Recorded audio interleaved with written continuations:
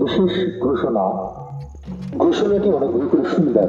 সিদ্ধার্থনগর জেএফএমসি, সিদ্ধার্থনগর গ্রাম পঞ্চায়েত ও ধনচি forest ডিপার্টমেন্টের পক্ষ থেকে বিশেষ ঘোষণা। বন্ধুগণ, আপনারা নিশ্চয়ই শুনেছেন যে আমাদের সিদ্ধার্থনগর গ্রাম পঞ্চায়েত এলাকার পূর্বাংশ অর্থাৎ ঠাকুরার নদীর চরে বাঘের পায়ের ছাপ মিলেছে।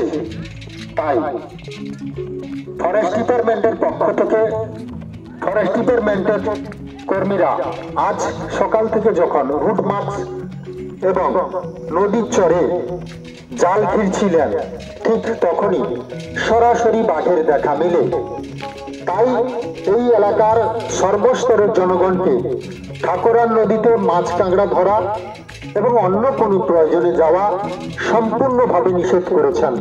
তাই আপনারা অনুগ্রহ করে কেউ ঠাকুরার নদীর চরে মাছ কাঁকড়া বা অন্য কিছুর প্রয়োজনে যাবেন না। বিশেষভাবে সতর্ক থাকবেন যে বাঘ আমাদের ঠাকুরার নদীর চরে এসেছে।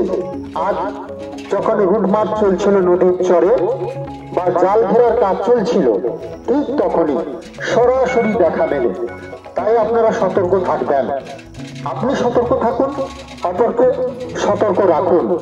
মনে রাখবেন, রাত্রিকালীন একা একা বাড়ির বাইরে বেরোবেন না বা বাড়ির চারিদিকে পর্যাপ্ত পরিমাণে আলোর ব্যবস্থা রাখবেন। বিপদ এড়িয়ে চলুন, বিপদ থেকে দূরে থাকুন। আপনি সতর্ক থাকুন, অপরকে সতর্ক করুন।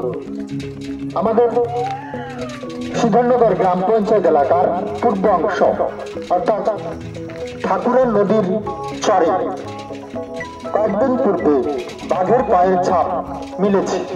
তাই ফরেস্ট ডিপার্টমেন্টের পক্ষ থেকে যখন রোড মার্চ এবং